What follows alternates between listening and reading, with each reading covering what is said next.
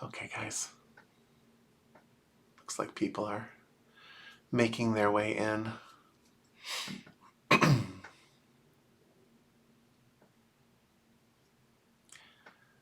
Does anyone have anything that they'd like discussed tonight? If so, feel free to put it in the chat.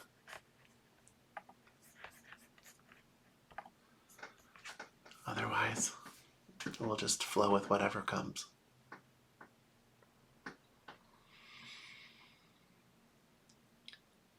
So let's just take a breath and just let your awareness expand to take in the room around you.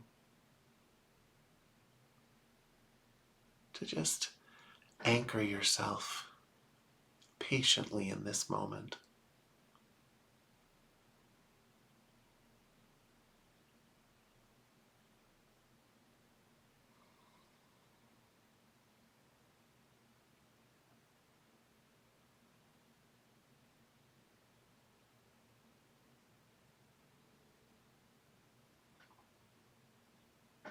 You know, you don't have to carry your day with you.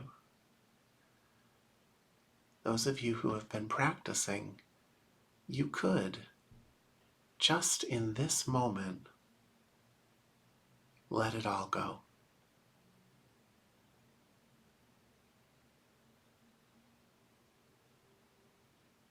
You could just let it all lift right off of your heart.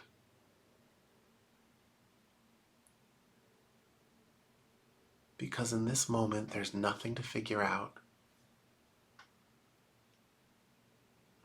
There's nothing that has to get resolved for you to experience peace right now.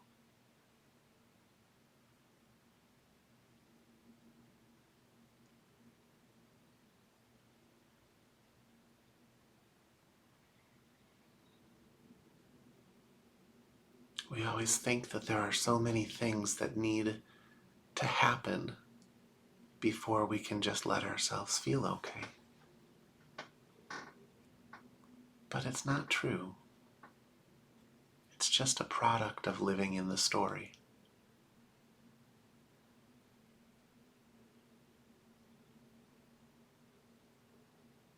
We were trained to think that.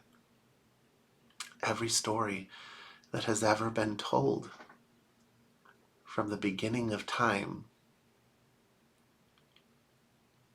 has a problem that has to get resolved. Without the problem, it doesn't really trap the attention.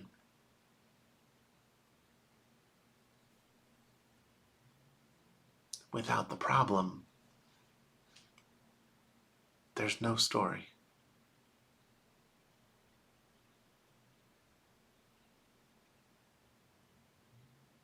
But in this moment, you could let go of the story and experience no problems.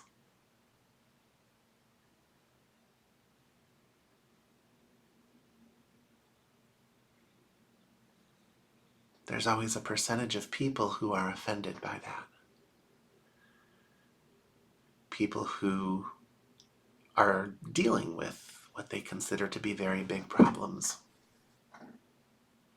And it's not to diminish that storyline.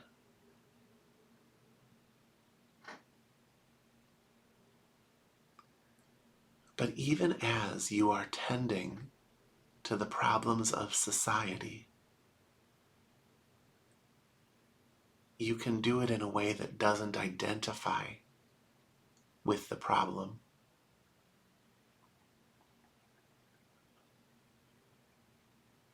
You know, the big trick of spiritual life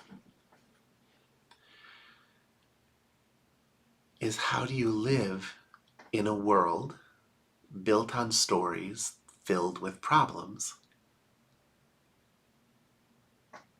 and not constantly feel like you're participating in things that are problematic.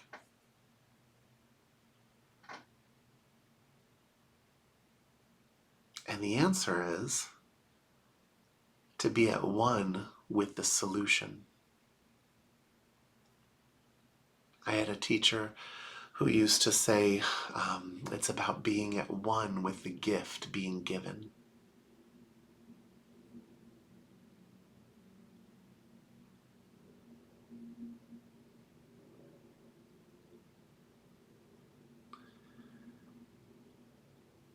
We take for granted that we're all experiencing the same world, but it's not true. Two people can experience the exact same circumstances, and one will just be given to the opportunity to give, while the other will just be horrified by the problem in front of them.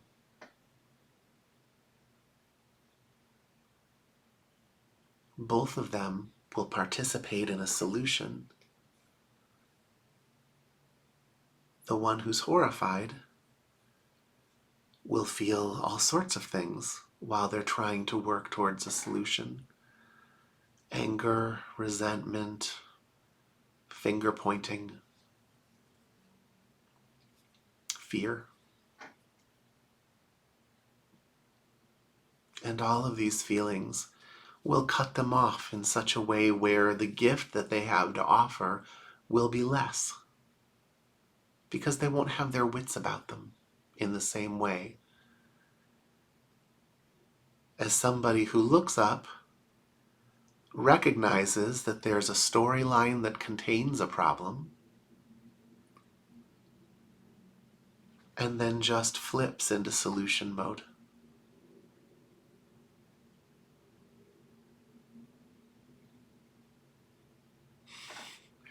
You know, there's a story that comes to mind because I saw that Chelsea is in the room. Chelsea's someone I lived with when I was younger. I lived with her and her husband. And I remember when we first moved in, we were carrying big jugs of paint up the stairs because they were going to paint the walls. And at one point I tripped and I dropped the entire bucket of paint, and it spilled all over the carpet of the stairway leading up to their apartment. You know, not a great way to start your relationship with the other tenants. And you know, we were tired, we'd been moving. And when something like that happens, you can either come up with a million solutions and just give yourself to, you know, I'm going to get this cleaned up however I have to, or you can get really upset. You know, her husband at that time, who's a realist in a lot of ways, was just upset, couldn't see a world where this is going to get better. Meanwhile, Chelsea and I are dumping water on it, keeping it hydrated so that it doesn't dry while we figure out what we're going to do. I end up driving across town to pick up a cleaning device like a wet vac or something. And came back, vacuumed it up. She had kept it all hydrated.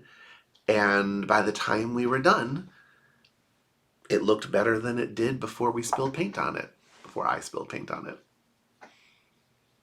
You know, but it's one person looking and just seeing the problem, and the problem gets bigger and bigger and magnifies and looks unsurmountable, a sense of like, well, now we're going to have to recarpet this entire thing, versus just looking and building on a solution, building on a solution, building on a solution. Everybody's seeing the same paint on the rug, and yet we're all living a different moment.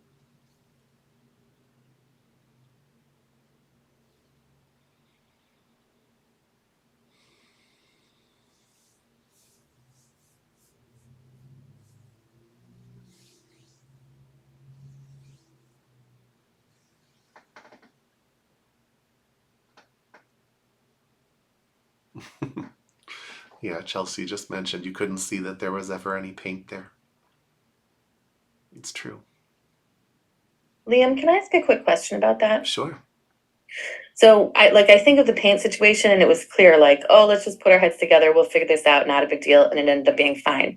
But how do I maintain that like faith, for lack of a better word, when I see something that's like a worldwide problem, like what's happening with Israel and Palestine and Hamas and Gaza? It's like clearly there's nobody has any obvious solutions. There isn't really a solution. So how do you align yourself with a solution in a case like that?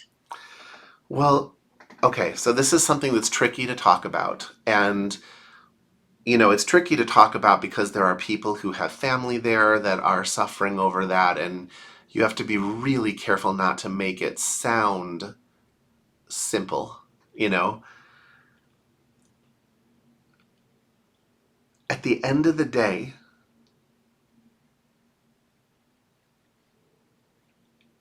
all you can work with is what's on the table in front of you. You know, you're not always going to be able to see the solution to every little problem, but what you can see is a solution to the little part of it that is actually on your plate. For someone like you, that means giving money to humanitarian efforts that are trying to minimize the harm. That means giving your energy to just wishing for the best outcome.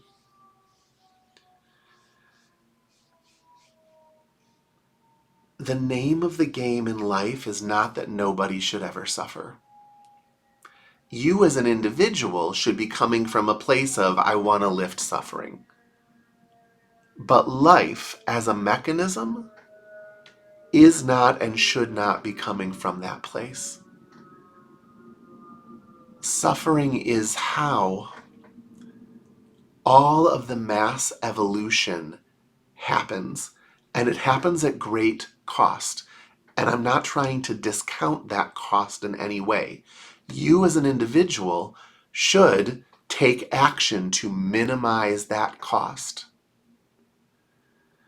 But as somebody who is also stepping in to the big picture view of life and flowing with what is, you also have to acknowledge that there's a big picture here and that you can't see all the different pieces of it. And I don't mean that to divinize horrendous crime. I don't mean that to say, and so it's all okay. Like, I'm not saying that. Obviously, it's not okay at an individual level to countless innocent people.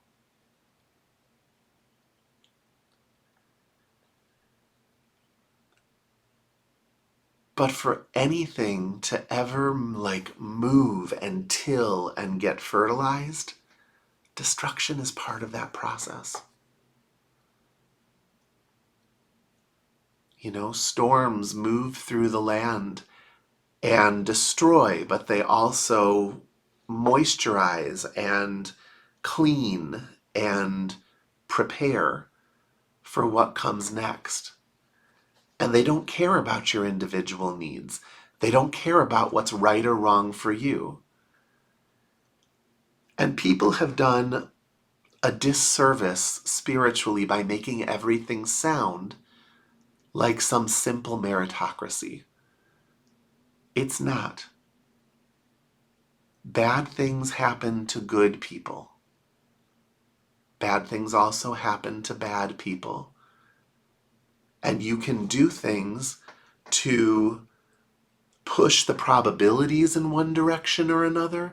You can do things to damn yourself to consequences.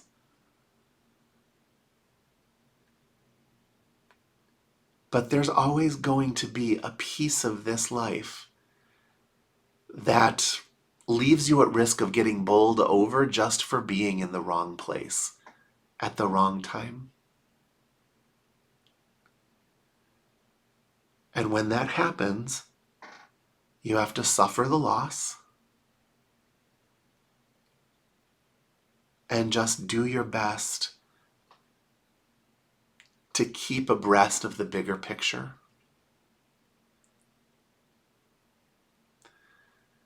Life is not about living 100 years.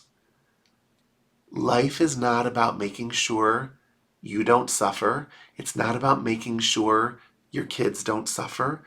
It's not about anything like that. It's not a Disney movie. Suffering is going to happen. It's about actually getting on top of the aspect of that you have any control over, which is you. It's your reaction. So in a situation like that, like let's try and make it a little more real. A situation, first, let's say, where you are talking to someone who is directly affected by the horrible things that are happening. It means that in that moment, rather than sympathizing and going down a road of magnifying their negative feelings and their grief, you create a safe, open space for them to express all of that, while you, at a deep level, just open yourself up for the highest possible solutions to spring forward. But in many cases, there's absolutely nothing you're going to be able to do about it. You know, any more than an earthquake that went through and killed people.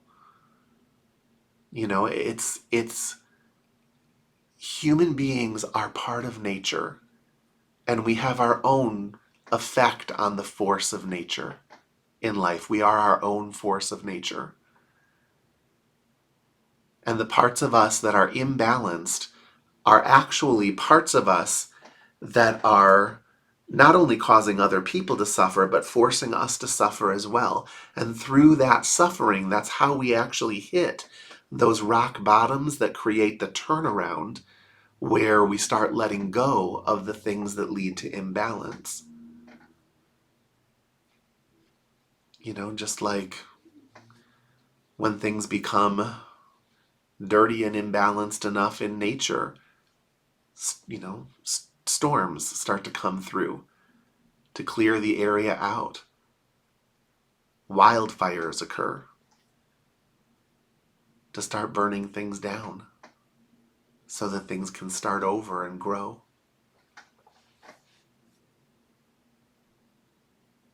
It's not an easy answer. And it's not about condoning anything.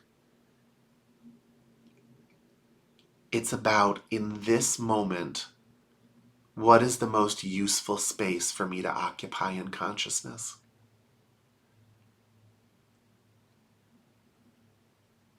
You know, you and I had a friend who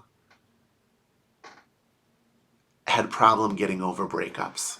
And she would always ask, why does this happen to me? What's so wrong with me? And we used to say, well, you're asking the wrong question, right? Your brain's going to answer any question you ask. You know, that's going to make you occupy the wrong space in consciousness. Instead, you want to be the balancing factor to the best of your ability, which means opening yourself up and being available to become a solution. And that doesn't mean that you're going to be able to fix the problem. It just means you're doing your part. Thank you. Mm-hmm. I'm sorry, I know that's wordy. It's just that it's such a tricky thing to talk about.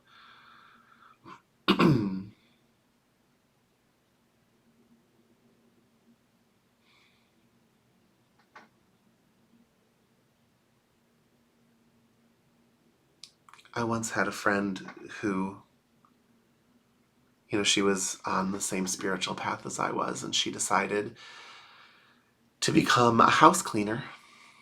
And it's not that she liked cleaning houses, but she thought, well, I mean, if I'm going to be living in this world, I would rather focus on the dirtiest parts of things and the most things that disgust me the most so that I can find my balance within all of that. It's the opposite of how most people live. It's what can I do to erase this negative thing, or what can I do to pretend it isn't there, or how can I distract myself?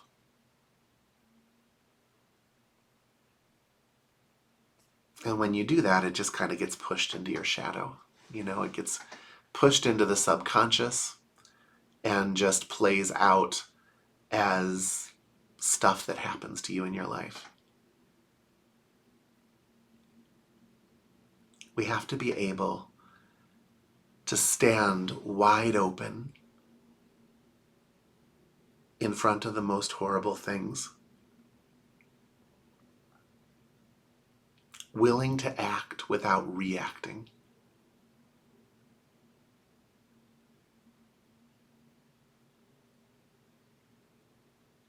I actually saw a writing today. It was a social work student who was talking about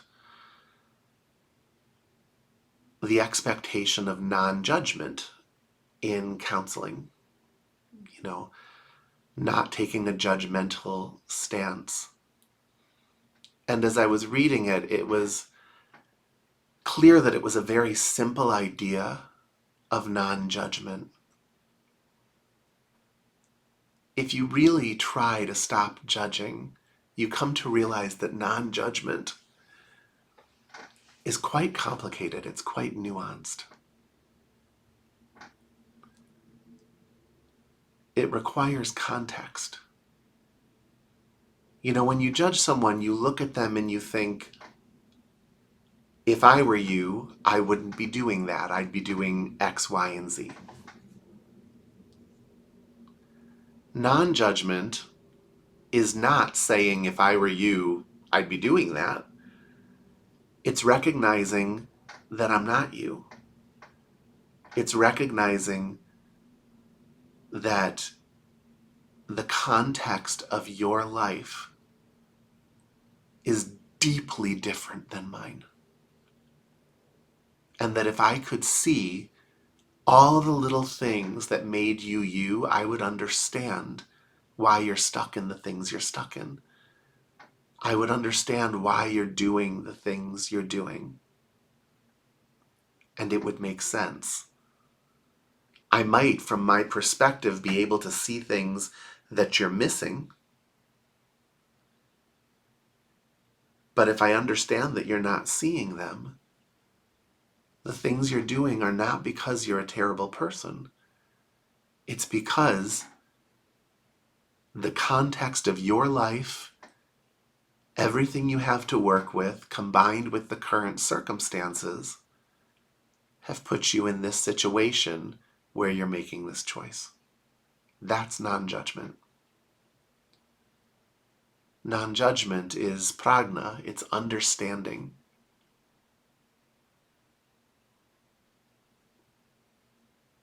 And so that's the only point I try and make when I talk about some of these atrocities. It's that you have to broaden your context to be able to understand them. And then the why is this allowed to happen in life? You have to broaden your context even further.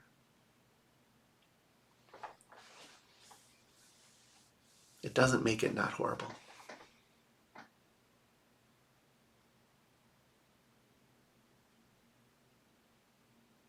But there is a balance to it in the bigger picture. Again, not a reason not to act against it.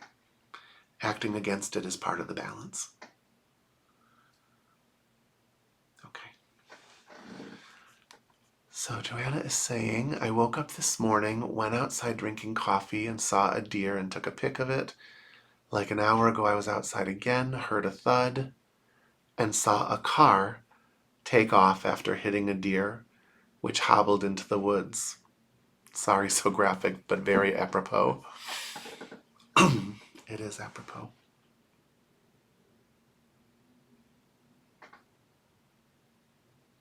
You know, if that deer loses its life, you don't really know what that loss is making way for.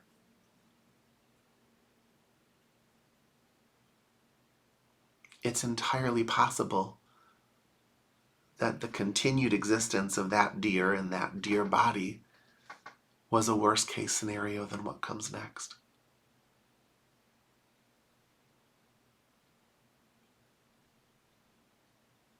All you can do is be a stable presence in its space. Sometimes the best thing you can do is be the one in the room that knows that it's going to be okay in an ultimate sense. It's amazing how comforting that can be to others. All right. So let's go into meditation. Attention at the forehead and crown.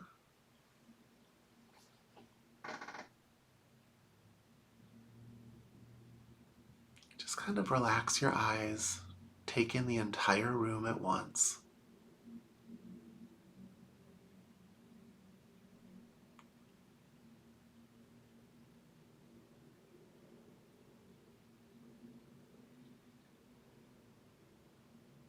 And just begin to breathe.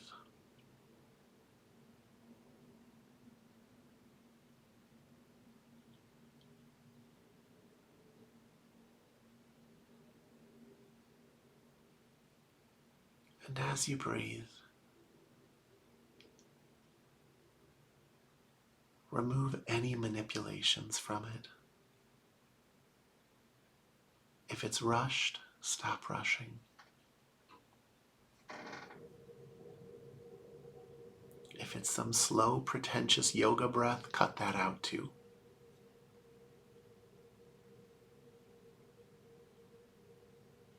Stop controlling. Stop manipulating.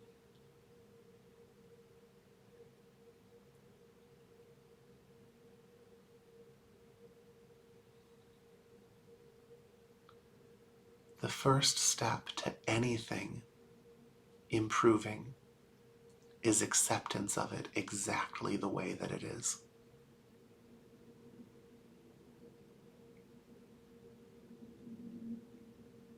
Because in that acceptance, all your resources return to you.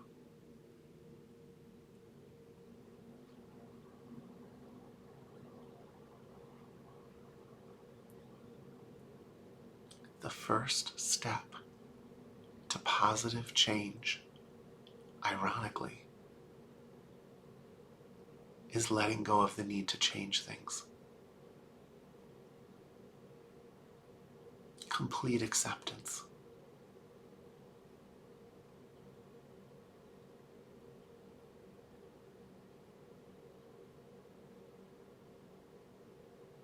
Because in the openness of that acceptance, all your resources return to you.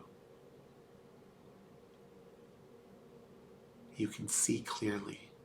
You can feel clearly. You can understand clearly.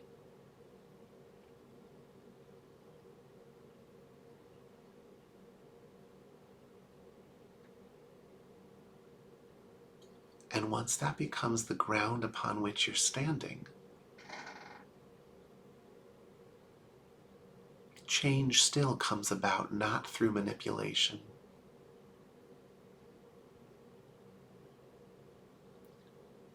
but just through perceiving the open doors in front of you.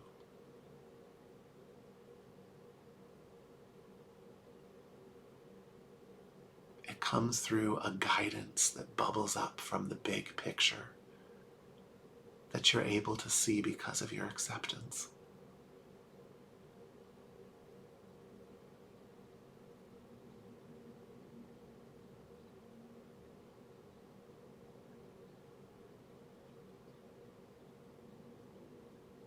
That is what you have to offer.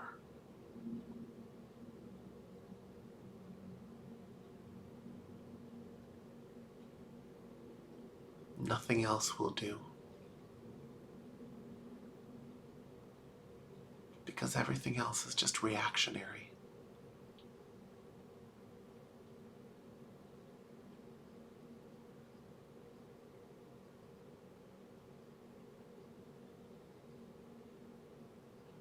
Acceptance is not the same as condoning.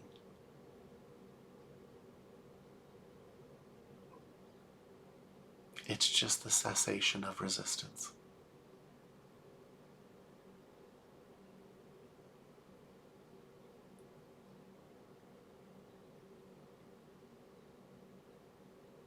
Okay, let's go into meditation.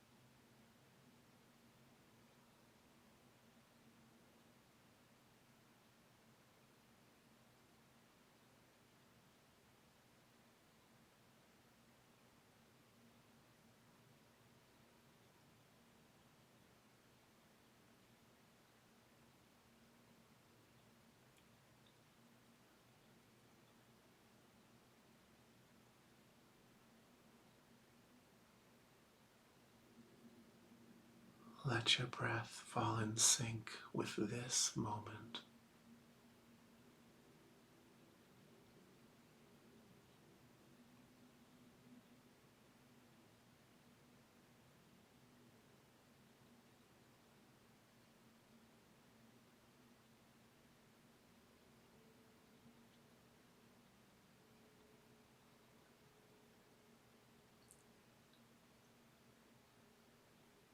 There's a sweet spot where you let go of your pushing and your pulling,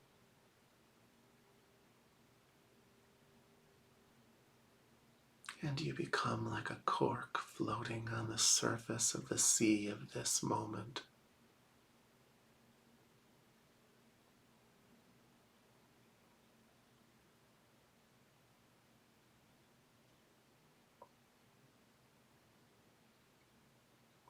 And when you hit that sweet spot,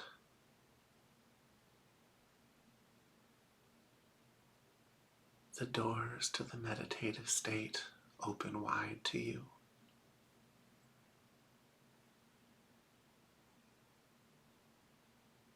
And if you stay there, you can find yourself in a state of union.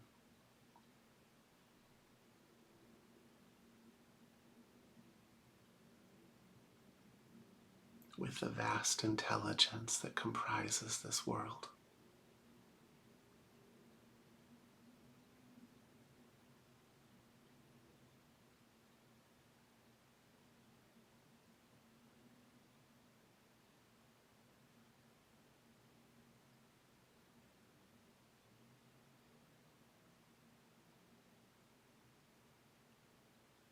To find it, you have to accept. You have to release.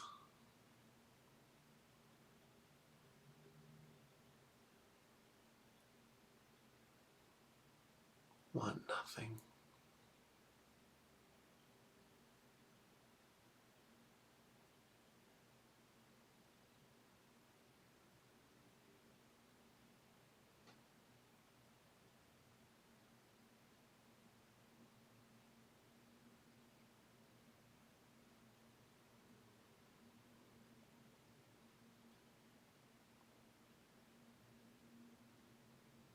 You have to let go of time.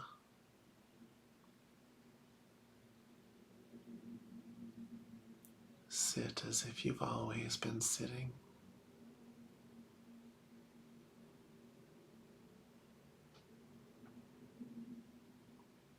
As if you will always be sitting, just like this right here.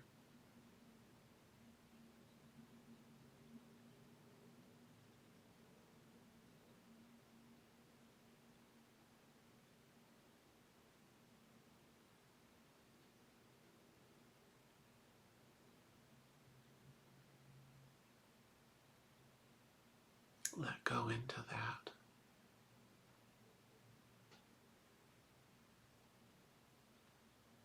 And the doors will start to open.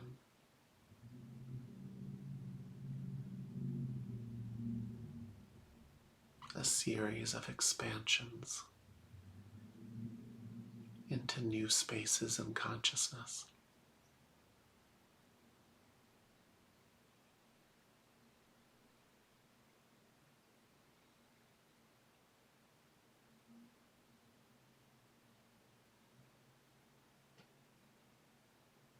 Each one more profound than the one that came before it.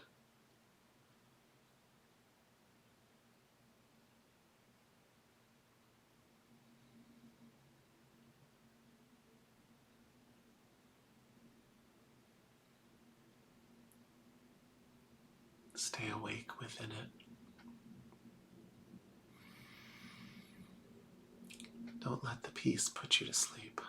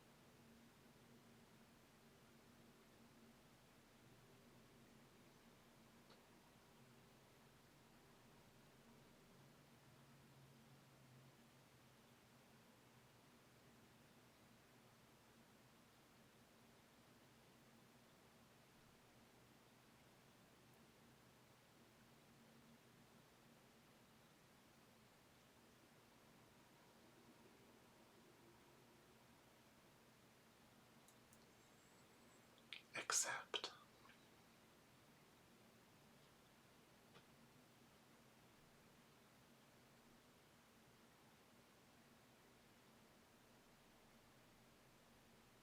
Resist nothing, and you can have everything right now.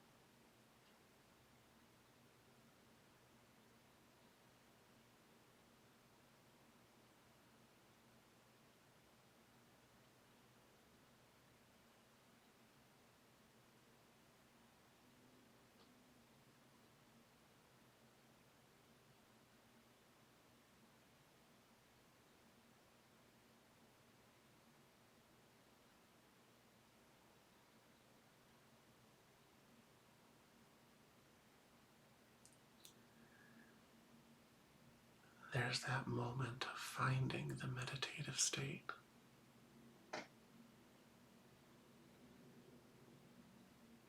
But then you have to be with it.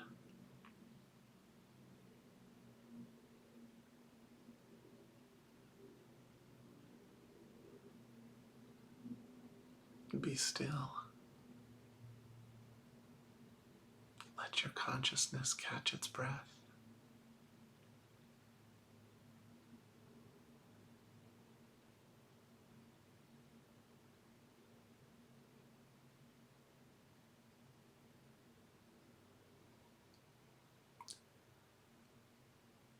So that it can flow into you and you can flow into it.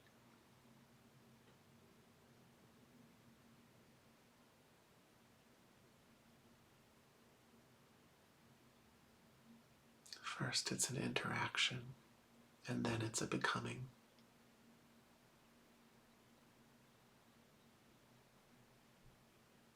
First, it's two, and then it's one.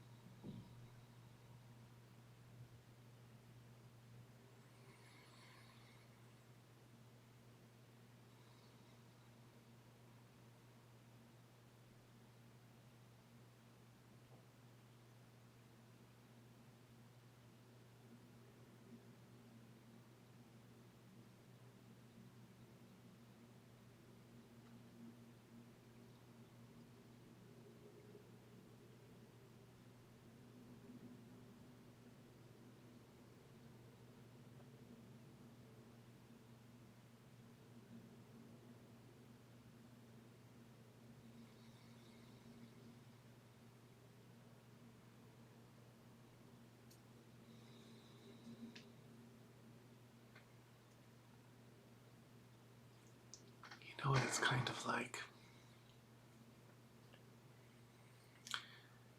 It's like those stereographic images. Have you ever seen those? Those images that you cross your eyes, and at first they look like nothing. But then after staring at them with your eyes a little crossed and just sort of sinking into them, a three-dimensional structure comes forward from it, and you can see into them. That's like that moment when suddenly meditation is present. You can hear the ringing of the silence. There's a peace, there's a buffering against a lot of the things that were dominating your mind. But like those images, in the beginning, if your eye shifts even a little bit, or if you lose your concentration even a little bit, you go back to a flat canvas and you can't see it anymore. But if you keep working with it, that new vision that's allowing you to see the depth becomes your home. So that if you move your eyes around, it knows where that depth is and it can adjust accordingly.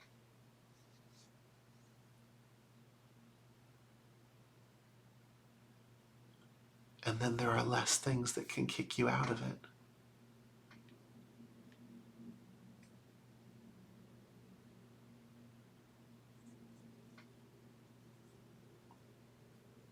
The meditative state is like that.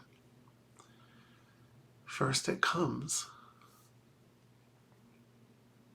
and it seems like anything can push you out of it. But you're just working with it to try and find that stability within it, to make it your home.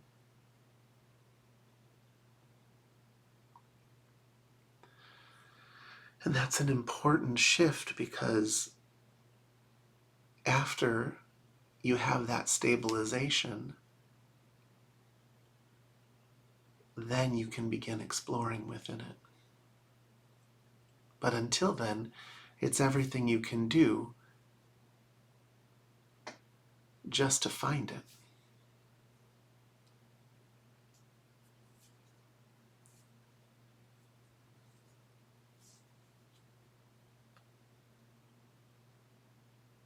Do yourself a favor this week.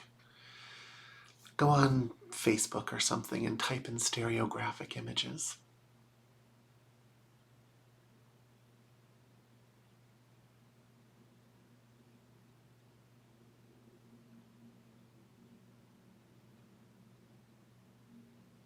Show yourself what that's about.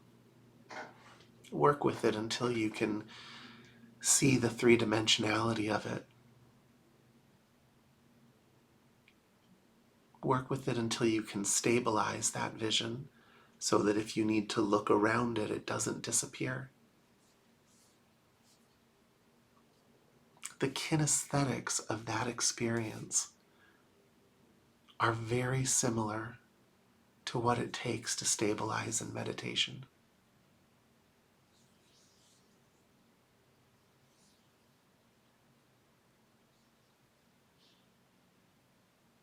There's people who create hundreds of these pictures. They should be easy to find. Are there any questions about tonight before we end the session?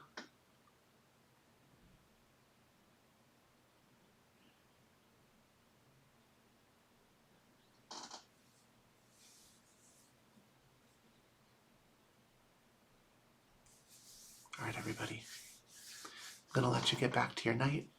I will see you next Thursday. Bye. Thank you. Thank you. Thank you. Thank you. Thanks, Liam. Thanks, everyone.